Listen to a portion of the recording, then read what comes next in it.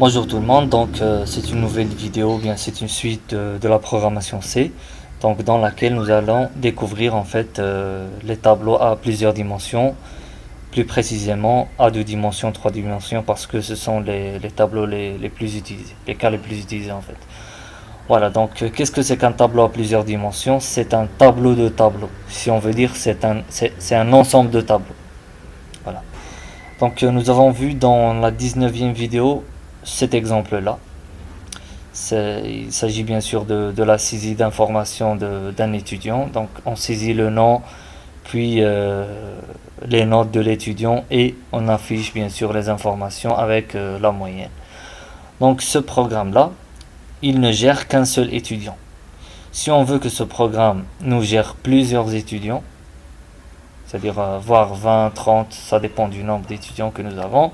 Donc ici, nous devons créer plusieurs tableaux pour le nom et plusieurs tableaux pour les notes.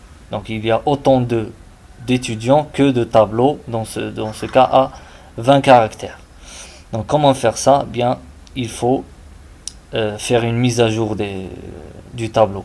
Bien, il faut l'améliorer pour qu'il prenne plusieurs étudiants. Donc ici on utilise un tableau à deux dimensions. Donc nous allons bien sûr revenir à cet exemple là. Donc on va rester avec un exemple simple de cas d'utilisation d'un tableau à deux dimensions. C'est le cas d'une matrice en fait en mathématiques. Donc une matrice à deux dimensions.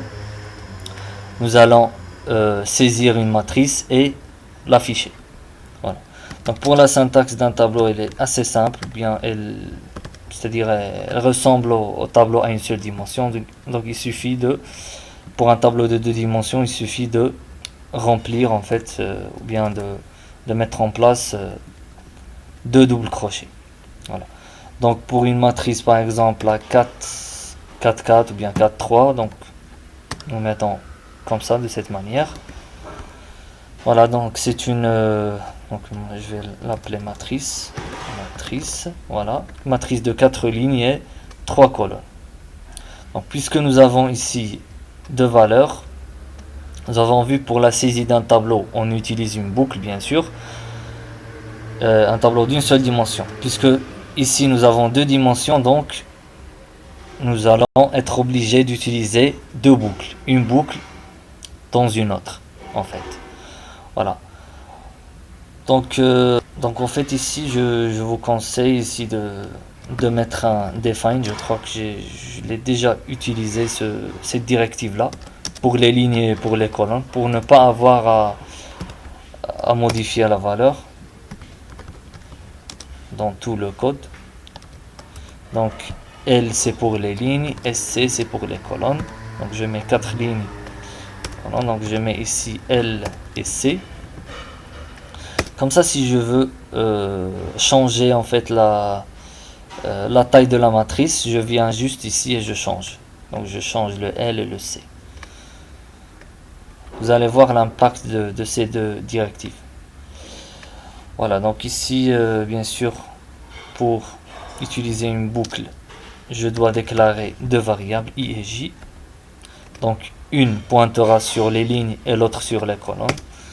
Donc, et je mets ici une boucle for, donc for I égale à 0, I inférieur à, je vais mettre L, et I++.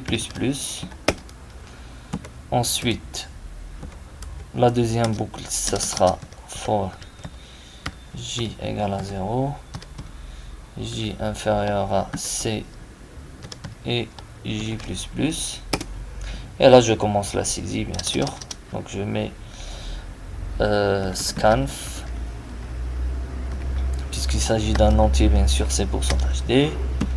Voilà. Donc, pour accéder à la case mémoire, il suffit d'utiliser la même, c'est-à-dire la même allure du tableau, mais en utilisant bien sûr I et J. Et voilà. Donc, ça commence en fait de 0 ici, 0, 0. Donc c'est le C qui va changer, c'est-à-dire c'est le J qui va changer dans cette boucle là en fixant le I à 0 premièrement. Donc c'est 0, 0, 0, 1, 0, 2, etc. jusqu'à, dans notre cas, 3, voilà, ça s'arrête à 2 en fait, parce que c'est 3, c'est la taille. 3 c'est la taille, voilà. Donc ici c'est la saisie. Donc pour chaque boucle là, ici, je saisis une ligne en fait. Donc je me place à la ligne 0 et je saisis les valeurs J, 1, 2, 3, etc. Donc, et j'incrémente le I pour le 1, le J se réinitialise bien sûr à 0, donc 1, 0, 1, 2, etc. Nous allons voir bien sûr dans l'affichage comment ça va s'afficher. Donc je vais juste reprendre cette boucle là et à la place de scan bien sûr j'utilise printf qui permet d'afficher les valeurs. Voilà. Donc ici c'est sans adresse bien sûr. Donc ici juste pour bon je vais le laisser comme ça juste pour vous donner pour vous montrer comment ça s'affiche en premier lieu. Qu'est-ce qu'il y a? Donc en fait c'est printf ici et voilà. Donc bon j'ai pas mis d'affichage ici mais ce n'est pas grave. Donc je vais saisir par exemple, donc puisque c'est 4 x 3 ça veut dire que je vais saisir 12 variables. Donc je vais les saisir, voilà. J'ai trop mis de variables. Qu'est-ce qui s'est passé? J'ai pas mis le getch en fait, oui, pour stopper le programme. Bon, je vais juste réduire un peu la taille pour ne pas avoir à saisir trop de nombres. Donc je mets ici, voilà, donc je saisis 6 valeurs, voilà. Donc ça c'est l'affichage, c'est 3, 4, 5, 5, 8, 9, etc. Donc, puisque j'ai utilisé pourcentage D sans formatage, sans affichage assez particulier pour qu'on affiche la matrice comme elle doit s'afficher. Donc qu'est-ce que je vais faire ici? Je vais mettre un espace. Pourquoi? Parce que donc on affiche la première valeur puisqu'ils sont collés l'un à l'autre. Bien sûr il faut mettre un espace ici. Et donc quand on termine avec cette boucle, il faut, c'est-à-dire quand on termine en fait l'affichage de la première ligne, il faut sauter vers il faut faire un saut de ligne. Donc c'est ce que je vais faire en fait ici. Je vais mettre un saut de ligne. Donc ici je mets printf et je mets ici ça anti/n pour que je saute une ligne pour chaque boucle. Bien sûr cette instruction là elle se répète avec cette boucle et cette instruction là elle se répète avec cette boucle. Voilà. Et là je recommence. Donc je saisis les valeurs. Voilà. Vous voyez, c'est une matrice à 2 lignes et 3 colonnes. Donc 2, 5, 6, 8, 7, 5.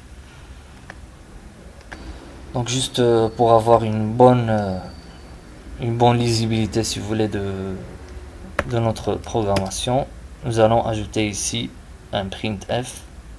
Donc comme quoi je vais saisir la première ligne, la deuxième ligne, etc.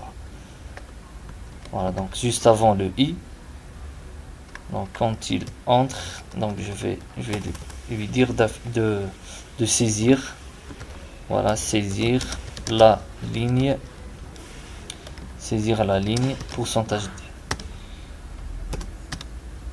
Pour lui indiquer que je suis en train de saisir la première ligne. Voilà.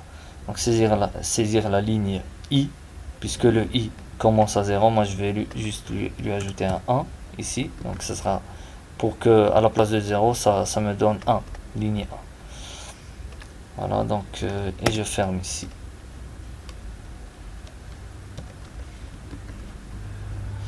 Nous allons voir maintenant comment l'affichage est fait. Donc saisir la ligne 1.